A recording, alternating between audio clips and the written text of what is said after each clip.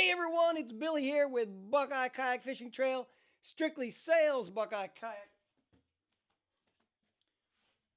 Hey everyone, it's Billy here with strictly sales Buckeye Kayak Fishing Trail, and the 2020 season is officially in the books. I'm not here to do the typical recap video. What I want to do instead is I want you to hear from the classic winner, and you're going to hear from the angler of the year. So that's right, the BKFT 2020 Classic winner and the 2020 BKFT Angler of the Year. You guys know how crazy 2020 was. I think we've done almost 25 of these videos, not what we had planned for the year. We didn't know what was happening. We didn't know about COVID. That's right. But it happened. So we're gonna do this, man. The classic winner out at CJ Brown, it was crazy. CJ Brown, it was a tough bite, and Darrell Cornelius won it. You're going to hear from Darrell. Heck of a nice guy. First time I had a chance to talk with him, so I think you're going to love that interview. Congratulations again, Darrell, on the huge win out at CJ Brown. We did a thing where we spun a wheel.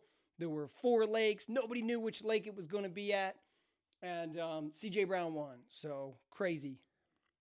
And then Darrell Cornelius won.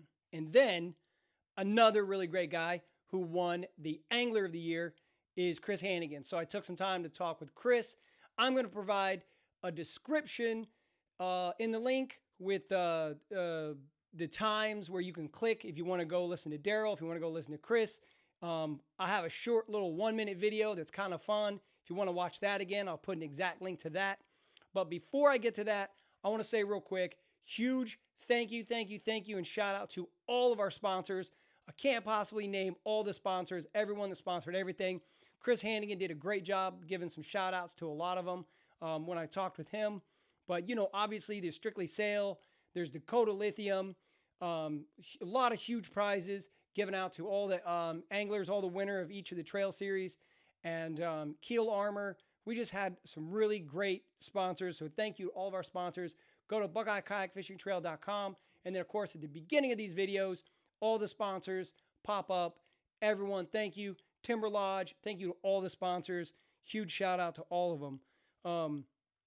Before we get into some of those, also, I want to say that I want to get 100 subscribers to this YouTube channel. So I think we have 90 or 91 right now. So come on, guys. All right. I want to go down through this and tell you guys who else did good with Angler of the Year. So the top 5 places. I told you that Chris Hannigan won. Congratulations, Chris Hannigan. Number 2 was Reese Stoughton. Reese almost won Angler of the Year. I think he was like a fish away. He had an amazing season. Almost won it all. Jason Isaacs. Jason Isaacs was leading, I think, the entire year or most of it. Jason had a phenomenal season. Darrell Cornelius, 4th place. Obviously, he won the Classic, and he finished 4th place. And then Ryan Parker, who was also up there in the number 2, number 3 spot most of the year. So those were our top 5. And then I also want to give a special shout out to Billy Chambers, who finished in 12th place. Great job, Billy. Okay, so we're going to talk to Darrell, and then when that interview's over, we're going to cut right into Chris, and then that's going to be it. So hope you guys had really, really lots of fun fishing Buckeye Kayak Fishing Trail. Can't wait to see you guys again next year. We've already voted on and decided on most of the lakes, so I can't wait for that schedule to come out. It's going to be a lot of fun. So see you guys soon. Hope you enjoyed these interviews. See you guys next year. All right. Okay, I'm recording. So hey, Darrell, just kind of like, first of all, thank you for being on here and talking with me. And then also congratulations again. Tell me about Sunday, the Classic. We're out at CJ Brown. What'd you do leading up to that night? Because you just found out the night before. What was your strategy going into it? And then what were some of your favorite parts about the day? So obviously, about 4 p.m., we all found out where we were heading. And I didn't head out of here. And I ended up, as soon as you guys announced it, I got a hotel room right north of Springfield there. And as soon as I showed up there, I busted the maps out and started coming up with some ideas on where I wanted to start. And I basically take the lake and I break it down into thirds. I have a west, a middle, and then an east. And what I like to do is I take my Navionics, I use Hummingbird, I use a lot of different apps to find out, based upon what weather's condition, what the lake brings. If it's muddy, looked at a lot of videos. And I just did a bunch of mapping and found out that basically the Make Lane Point had a drop off. And that's where I wanted to start my day. So you did not just drop the kayak in and paddle out to a point and just start fishing. I mean, you put some work in. No, it's I call it a percentage triangle. I actually learned it just doing research from just being in bass fishing in general, and it's a percentage triangle. So you take your best points, what you think is going to benefit you in that situation during conditions. There's a lot of stuff to it, but to me, that percentage triangle was going to be that area on the drop off because of the time of year, water temp. I knew the water temp was going to be low 60s, below 60. It was like 59 degrees, and I found the right area. What was your reaction, your initial reaction when you saw the wheel spinning and it stopped on CJ Brown? Honestly, I've never fished any of them.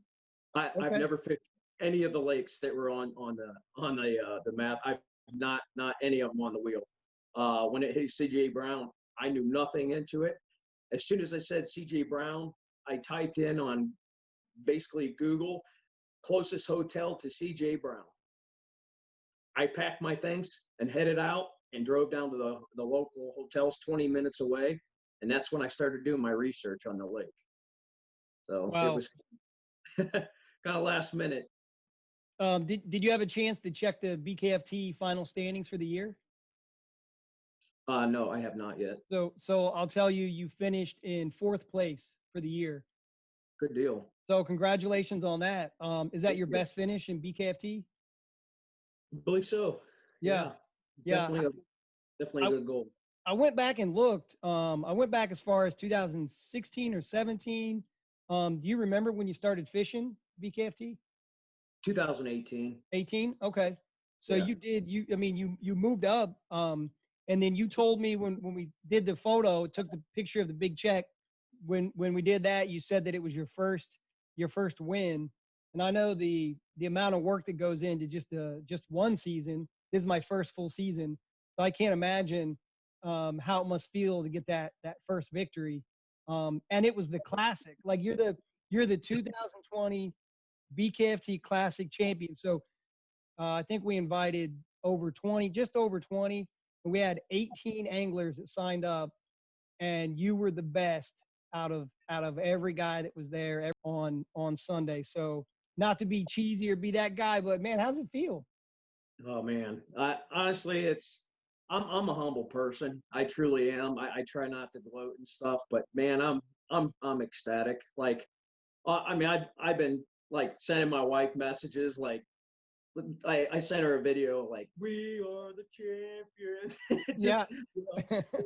Being silly, being goofy like I am, and yeah, it's really good. But I'm just glad I was able to fish against the best guys on BKFT too. So I give a shout out to them. It's good fishing with all them guys. Everybody's good people there, so I appreciate it. Yeah, they are.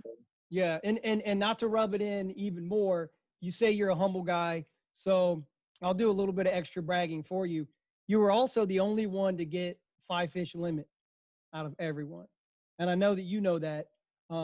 Skidmore was the only guy to get 4 fish. Or no, I think Skidmore and one other got 4 fish.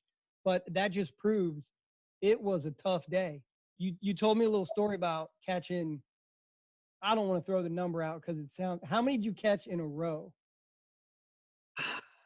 Okay, so when I hit that area, when 8 o'clock hit and our first cast, when we were getting ready to just go at it, I noticed to my right. So again, what I used is the wind. I knew was going to play a benefit for me because anytime you pull current, It moves the bait fish around, a lot of different variables. And right where I posted up, I put my power pole down, and there is a pocket where it had no wind, and it was a straight drop off 20 foot.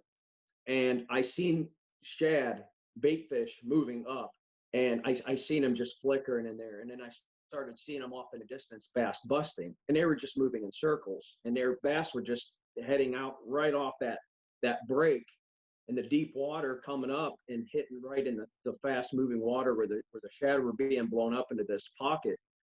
And I started just throwing a lipless crankbait, and I caught 15 in a row. Lost a lot, and 2 were measurable. The other ones, small fish. There were a lot of small fish, but I lost a lot. But I had 2. The bite stopped on me, and I just stayed there and picked up a couple other baits.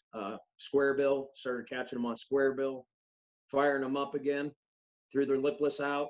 And I actually changed one of my lipless ups because it had a round bend. I changed it to more of a EWG style, just to get a little bit better hookup, because they were kind of swiping it.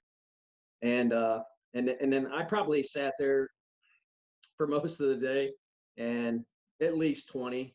I'm taking a rip, like I didn't really count, but 20, 23, something like that.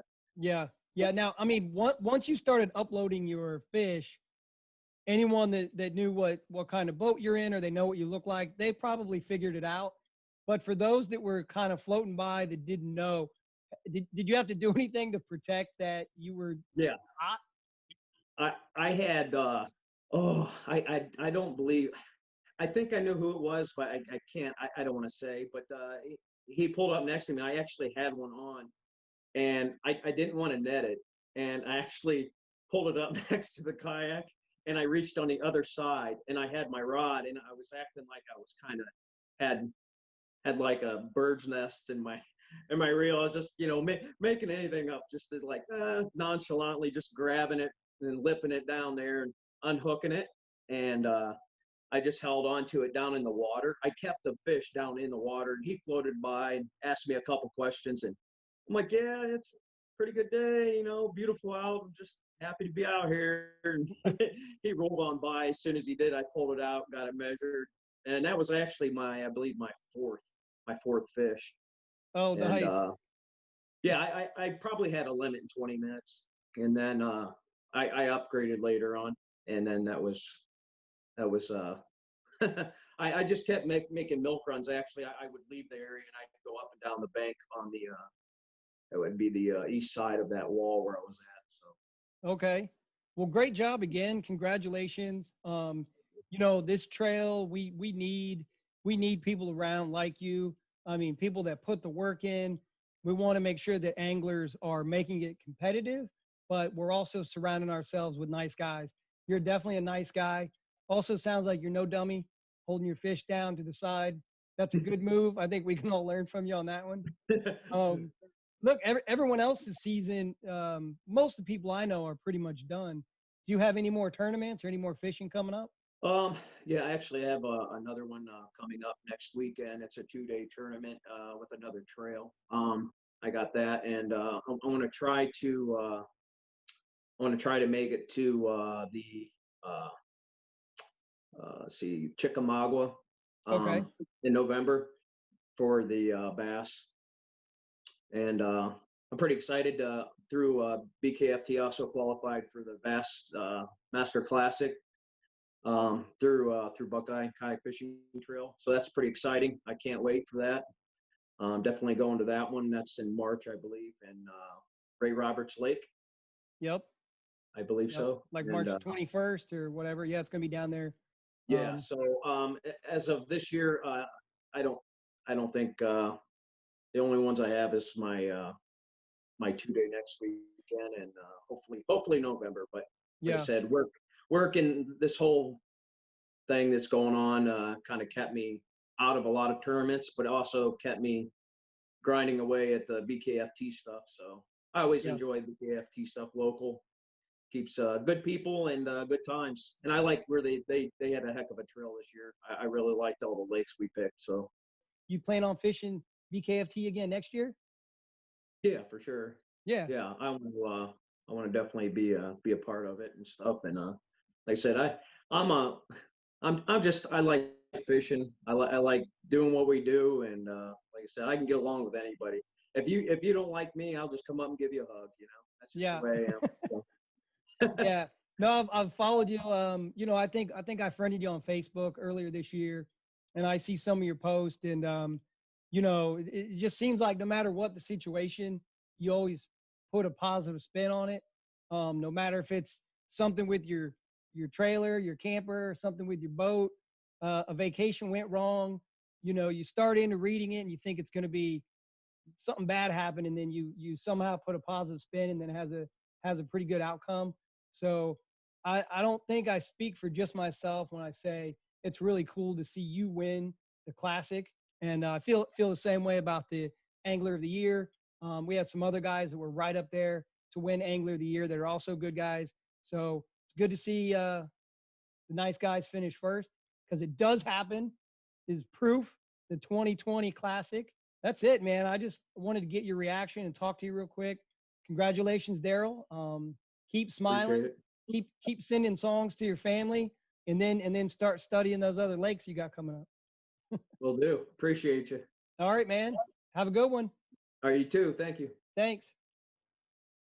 All right, now we're recording. Had a little issue there. So I'm here with Chris Hannigan, and Chris Hannigan is the 2020 Buckeye Kayak Fishing Trail Angler of the Year. How does it feel? It really hasn't hit home yet, but it's starting to with all the congratulations and stuff. So, yeah, it's starting to feel pretty good. Yeah. We had, and I know that I know the guy that does the stats for BKFT. He puts a lot of work into it, so I'm just going to give you you do the stats. But yeah, it is weird. Like I always know where everyone stands because I do the standings, and then after I'm done, I say, okay, what do I need to do? I mean, we post the standings anyway, but I always know about an hour before everybody else does. Yeah. So you knew you were the winner. I wasn't sure if I was the winner. I knew I was in second place, and I knew I had to beat Jason Isaacs by like 7 or 8 points. Like with 18 people, that's a tough thing to do because, if I finish first, that's a big if, he has to finish in like 8th or 9th for me to beat him. But I mean, that means, there's only a select few that can be, there's only 8 other people out of the 18 that need to beat him. So if in a bigger tournament, I would feel a little bit better, but in a smaller classic tournament like it is, it's hard to overcome. So the only other way for me to win was he didn't catch a fish and he wouldn't get points. And that happened. He didn't catch any fish. Yeah, that happened. And like you said, I think we had over 55 anglers that qualified as far as they met the requirement of fishing at least 5 events. Yeah. 55 anglers, and then we invited, I think, 24. We had 18 anglers show up. So you're right. There were 18 anglers, but he wasn't the only one that didn't catch a fish. I know a lot of the field. And I think there are only 4 people that caught more than one fish, and then only one limit. Yeah. Darrell Cornelius was the only one to get limit. So yeah, and he caught it in the first. He caught it in the first half hour. He said, so yeah, that's impressive considering that lake. Right. I was impressed. Before we go any further, I'd like to celebrate. Like my family kind of does a thing where we celebrate with music. So do you mind if we celebrate your Angler of the Year with some music? As long as I don't have to dance or sing, I'm cool. Oh, no. Not that music. You didn't like that? No. Nice, we got a Penn State guy here, but that's okay. Yeah. I fished the Buckeye. As a Penn State fan, I'm fishing the Buckeye Trail. I suggested that we rename it a few times, but I don't think it's going to fly. No. Like this Buckeye shirt is the only Buckeye shirt I will ever wear. What is I know we're here to talk about fishing, but and I've probably Googled this, but what is a Nittany lion? It's so where Penn State is, there's a mountain called Mount Nittany, and there used to be mountain lions on there, I guess. So the Nittany Lions. Yeah. Well, whenever someone asks me what a Buckeye is, I say it's a worthless nut, and they go, "Well, that makes sense." Yeah, yeah. What are you gonna do? Well, you finished with 129 points. Reese Staunton got 122. Isaacs 116. Both of them had an amazing season. I know Parker was right up there with everyone. Parker had a great season as well. Yeah. Isaacs, man, that guy and this is like his first full year doing it. I'm a little bit nervous going forward, but he crushed this series. He crushed the online series. Yeah, I was a little nervous with him. Yeah. I'll be nervous next year too. Yeah, and he seems to do really well fishing bodies of water where he's never been, or he's only been there once, and then he'll go out. So I know he crushed it at Pymatooning too, and that's like, I don't know if he's ever been there or not, but a lot of us haven't. What were your? I mean, you're being a little humble when you talk about you only caught one fish. It was a small field.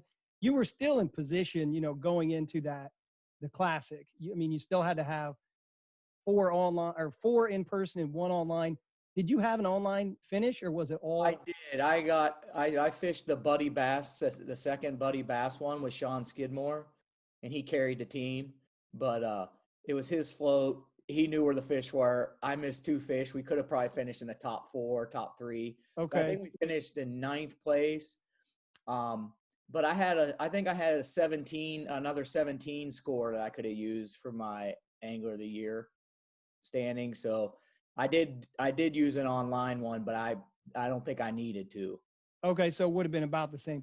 Well, just in case Skidmore helped you, I just wanted to play. Is a thing I do with my family. I'm just kidding. No, so you were going to be there anyway.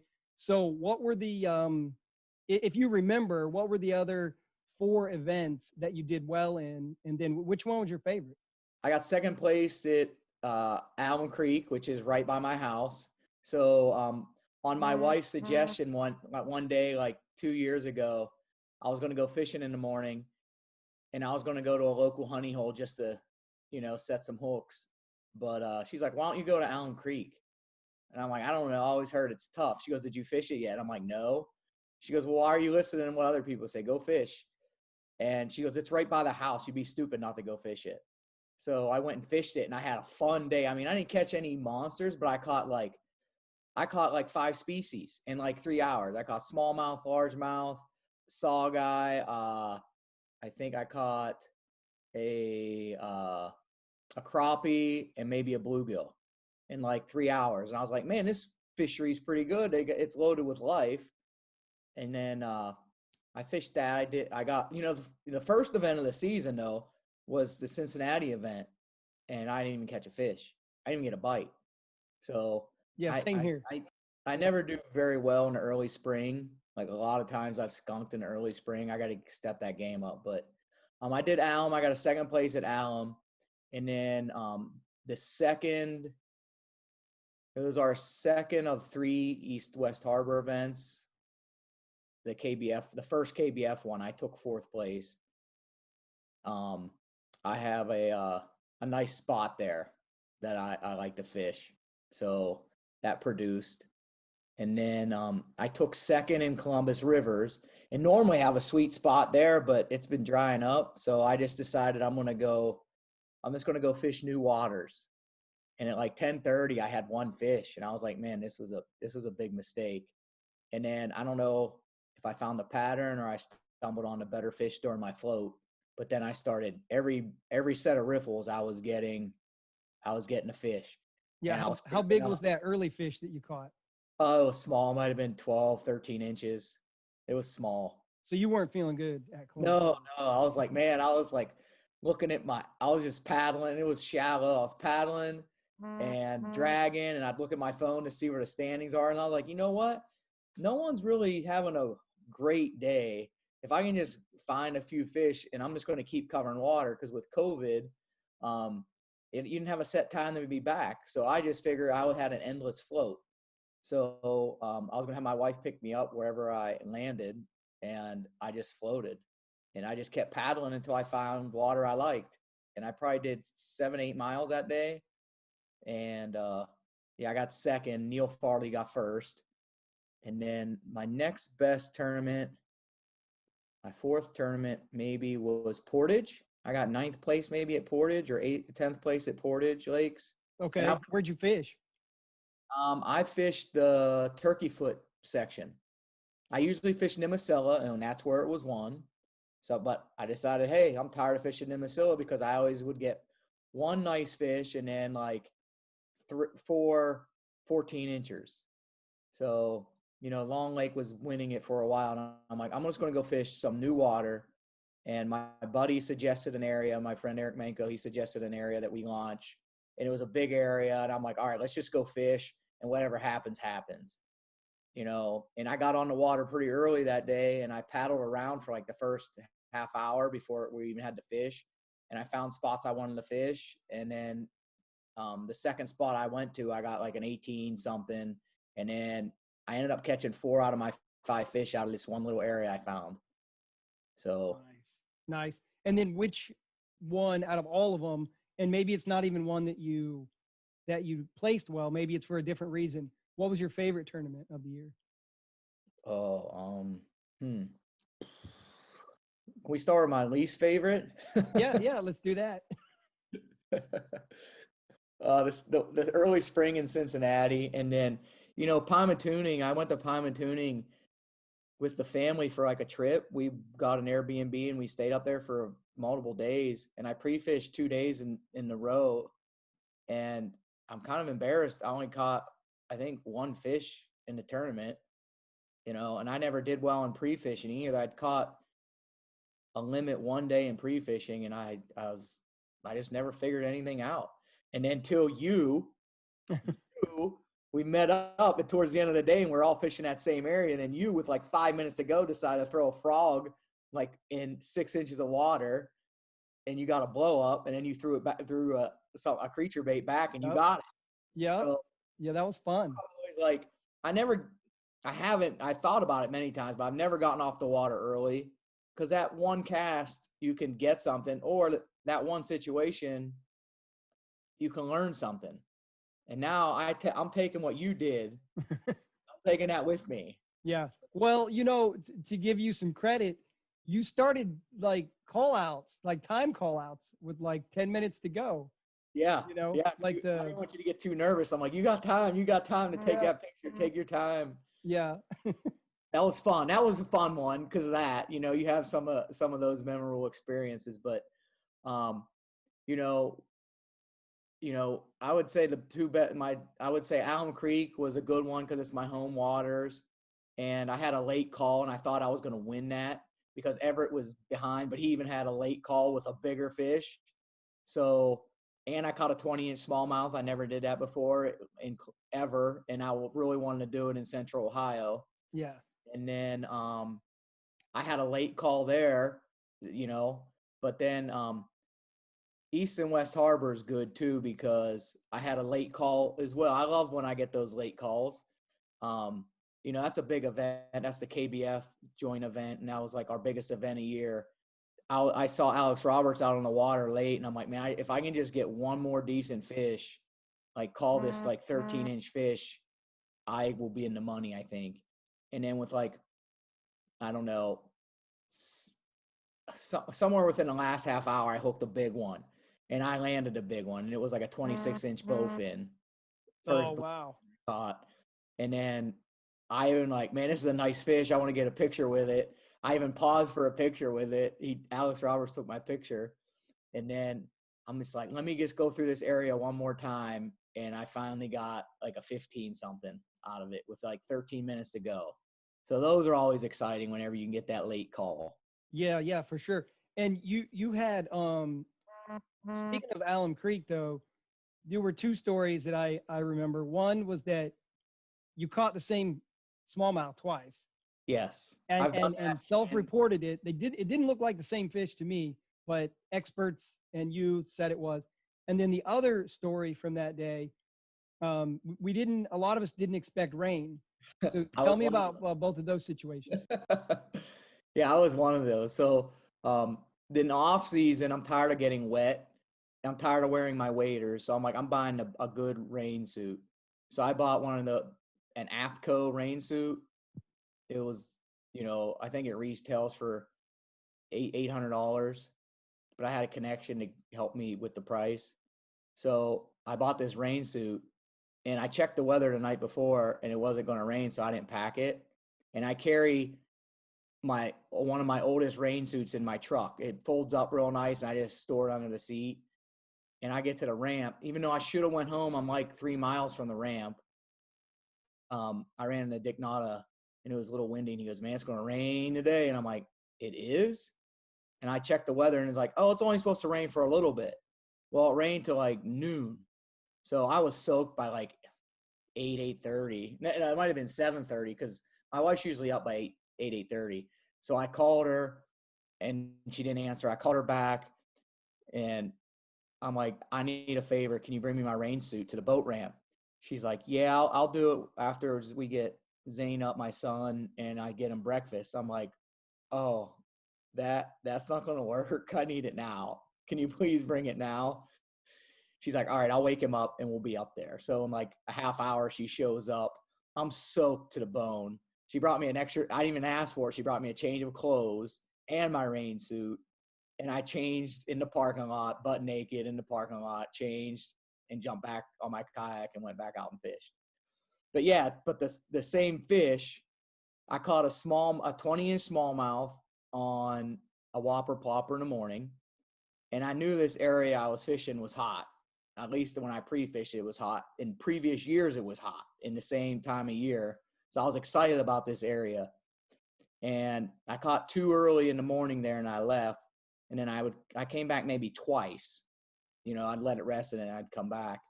But I cast I was in the same vicinity, but maybe 100 yards away.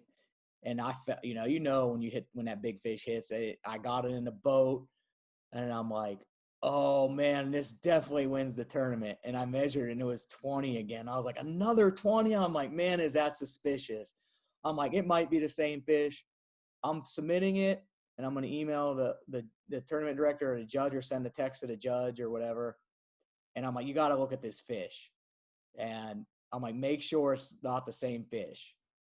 And so unfortunately it was, and I just wanted to be sure, and KBF, our partner in BKFT, their judges looked at it too. And then they responded like 2 days later and like, "Yeah, it's the same fish." Yeah. And I didn't know that fish changed colors within the same day. I thought maybe throughout the seasons, but it had some different color Yep. to it. Yeah, it had a lot of different colors, but there was some scale. Like, I wouldn't necessarily look at the colors. I would look at like scars on it or scratches, Yeah. and then maybe some scales, the scale patterns. And I'm about 99% sure it was the same fish. Yeah. 1%, 1% holding out that it wasn't. Well, there you go. And you're not the only one. There were a few other anglers that did the same thing this year. Yeah. So it happens. Typically, it would be on a smaller body of water, I would think. But Right. if they were holding in that spot, I guess. But Yeah. even the skill to go back with a different lure, different time of day. I mean, to trick the same fish into I just think he was hungry in the morning, and he ate my lure, and I took it back, so he didn't get to eat, and he was just hungry when I threw back. Yeah. So Cool. Well, I had asked you before if you had ever won Angler of the Year, and you said this was your first one. So congratulations again on that. How long have you been tournament fishing, and then how long have you been with BKFT? I did win. I never won. This is the first time I won Angler of the Year in BKFT. I've been fishing them. I started in 2013 was my first tournament. I fished like 2 tournaments at the end of that year. I just got a kayak. And then 2014 was my first full year of fishing most of the events. But 5 years ago to the day on Sunday was October 17th. And 5 years ago, I won. It's no longer in existence. Kayak Fishing Ohio's Angler of the Year. Okay. Well. So you're not a stranger to winning, or was it the same? Well, I know you're not a stranger to winning. I've seen you win a lot, but the Angler of the Year, did you have to put together a grueling season in that league? No, not as tough as and as competitive as BKFT Trail. There's some fantastic anglers on our trail that when they go national, they do well. And there's guys here that always figure out the fish, you know. Even you look at the Classic, Darrell Cornelius is a good stick. Sean Skidmore is a great stick. And then Reese, young guy, he's doing well for himself. So, I mean, just right there. Yeah. Yeah, for sure. Definitely. So I mean, kind of a silly question, but you looking forward to next year, or are you going to take a break? Or are you going to fish some of the more national? Or are you going to stay local? What's your plans? I'm burnt out right now. Yeah. I just, with the trip to Alabama for the national championship, I was on the fence of going, but I had signed up in the spring and I was like, I'm going to go. It's grind. It's a grind. You fish. I think you fish almost all BKFT events. So, you know, everything about the grind, and you know, the tournaments aren't really the grind. It's all the work and preparation going in, you know, like camping, sleeping in a tent when it's 30 degrees out, like we did for the Classic, you know, traveling, you know, setting up arrangements with the family to make sure it happens, packing gear all the time. I mean, I don't know how those national guys do it that are always on the road. I don't know. And then being away from family as well. Yeah, yes. I have 4 kids. I know you have. Zane is little. When my kids were that little, I don't know if they would have not known I was gone, or if it would have been harder. I didn't know. Harder. Yeah, I didn't know this existed back then. So, yeah, the sacrifice from family is definitely a big. So I don't know how much national stuff I'm going to do. My wife kind of allows me to go, not allows me, but supports me going like one a year, you know. I don't know if I'm going to do one. I always wanted to try a Hobie Bass Open. Those seem like pretty cool events, well-run events, good sticks in their events. I mean, but my goal is always to fish the BKFT trail because that's local to Ohio. I get to spend time with friends on the water. I get to compete against friends, and there's good anglers in it. So, and I don't have to pre-fish as much because I'm starting to fish some of these lakes and I'm starting to know them a little bit. So if I can't get away from work to go pre-fish or something, then I can still be somewhat competitive. But with those national things, I mean, I talked to some anglers down there 2 weeks.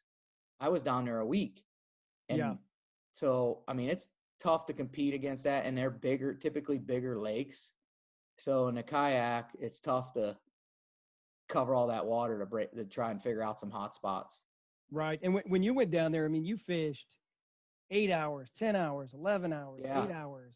I mean, the first night I got down there, I worked all day, and then I dropped my kid off at my wife's work.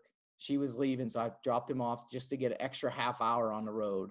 I drove straight to Alabama, 8 hours. I got down there, I was wide awake because of the drive, and with 8 hours, you got a lot of time to think about what you want to throw. So I started re-rigging rods at like 1 o'clock in the morning. And then I got up at 5 and went fishing for 11 hours. And then you come back, you eat, you get your rods ready, you do a little map study, and you have a little bit of fun with your friends. And then you go back to sleep and you do it all over again for 6. I was supposed to do it 7 straight days, but I only did it 6 because I didn't make the cut. Okay. So. You almost made the cut. Yeah, I was 109. 109 out of 100. Yeah, that's pretty good. And there were 200 and however many anglers. 280. Like when I signed up, I thought there were like 310, but the list kept dwindling. I think it went down to 280, 285, something like that. Okay. So not too bad. Yeah, you did pretty good. Well, listen, man, I promised you that I'd only have you on here for like 15 minutes, but we got to talking, and you're a good storyteller. I like all your stories anyway, so. You're a good host, Billy. Didn't even feel like we were recording this. Try.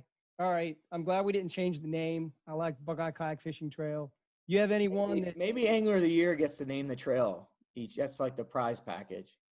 Yeah, I think that's not true. Yeah, that's probably not. Wishful thinking. Yeah.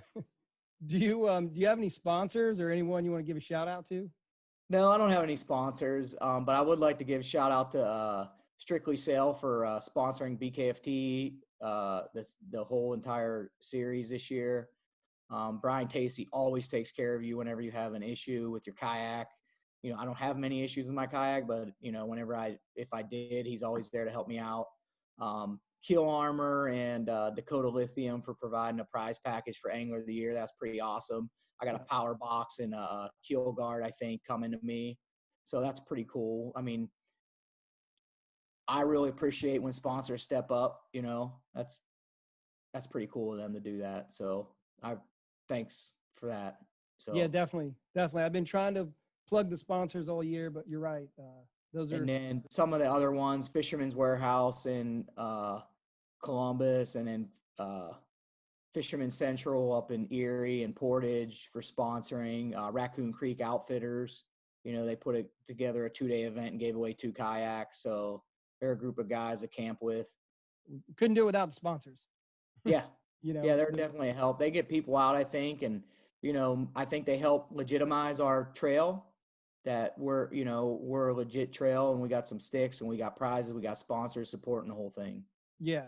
And, you know, before we end this, I just had something that came up because I saw a post, you know, asking about 2 motors on a kayak or something like that. What was, when you go back to 2013, you said when you got your first kayak, and then the next year, it sounds like you were pretty competitive right away. What were you fishing out of? So my first year, which was 2013, I fished 2 events. I fished the last event and then the championship tiebreaker or something. And my wife actually fished that last event too in the rain. She fished for like 4 hours. She probably fished 5 times in her life, and I got her to sign up for a tournament. We weren't even married yet. She was my girlfriend. And I was like, you got to fish a tournament with me. And it popped up on my timeline the other day of her fishing in the rain, soaking wet. But when I got into, I'll try to make this long story short, but I used to race mountain bikes, not competitively, but I would sign up for these races. And at the end of each year, I did a couple of years and I was tired. And my wife just did Ironman races. So we would go fishing. I said, every year I got just an urge to go fishing because I fished when I was a kid. And we would go tight line at Allen Creek in the back channels of Allen Creek. And we just sit there on a chair with a bobber in the water, you know, and catch whatever we catch. And then one of my buddies, Charles, he referred me to OGF. And OGF Forum has a kayak fishing group or a kayaks page. So I went in there and I'm like, oh my goodness, this is really cool. People were fishing out of fishing kayaks. So long story short, I bought a used kayak for $350 online. It came with an anchor, some tackle, a minnow bucket, a vest, I think, or a life vest, and a paddle. And it was a Perception Sportcaster 12.5. And it was like a 2-hour kayak. Because once you sat on the deck of the kayak, you're done. You couldn't stand in it. I would like paddle somewhere, I'd fish a little bit, and then I would bank fish. And I'd go paddle somewhere else, and I'd bank fish. Because I just got tired of sitting in it. After 2013, we were at that Ohio or the Dayton event. What's the Dayton event? The Great Outdoor Experience at Dayton. Yeah, that Subaru event. Yeah. Yeah, and they had kayak stuff there. And I saw a native. And I was like, oh, I'm totally getting a new kayak next year.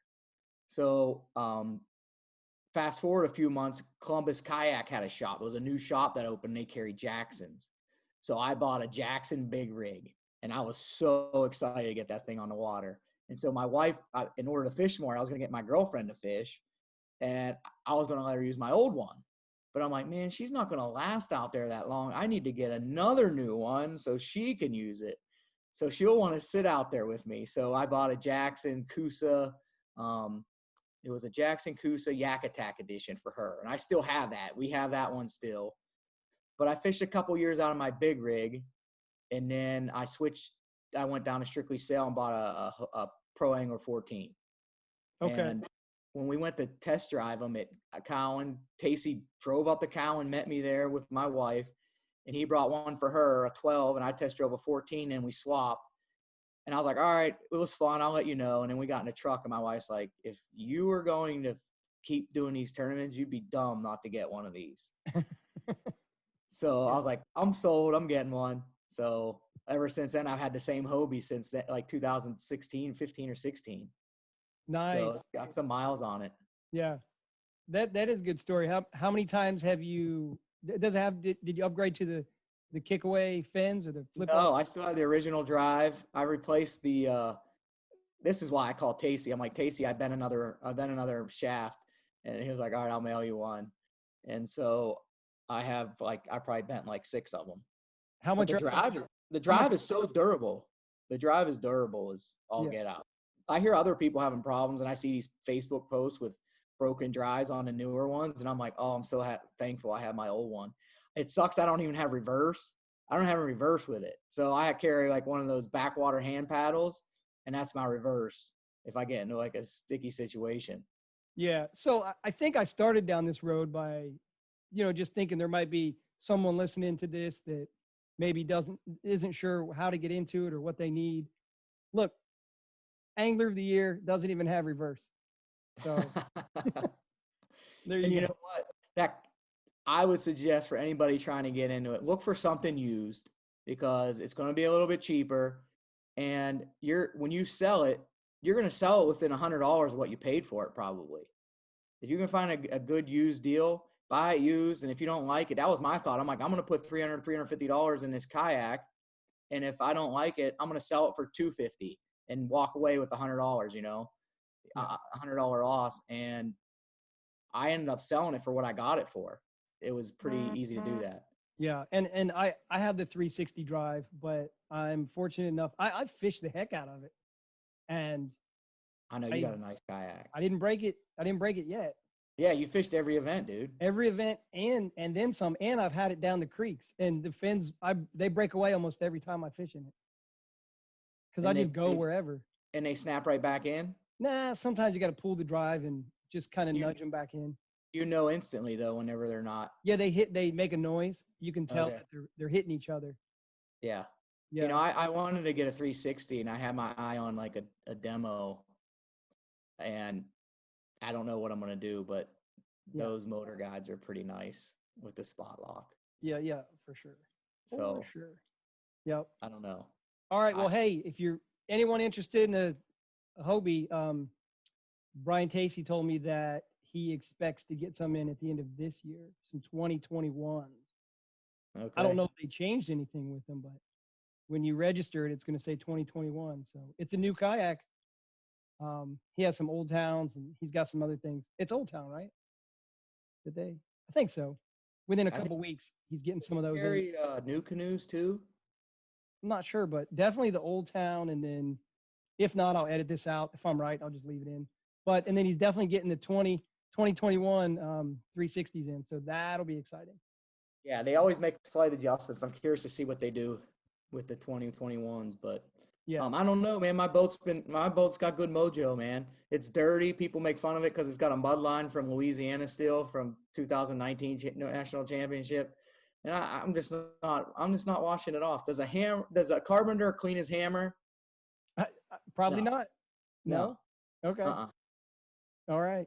Well, thanks again for taking time, Chris Hannigan, and congratulations again. I'll say it one more time. The 2020 Buckeye Kayak Fishing Trail Angler of the Year. So congratulations. Can't wait to see the trophy. Get that ordered. Get Darrell Cornelius his trophy. We can see that one too. And can't wait to see you next year. Thanks, Billy. Appreciate it, man. See you guys. Thanks for listening.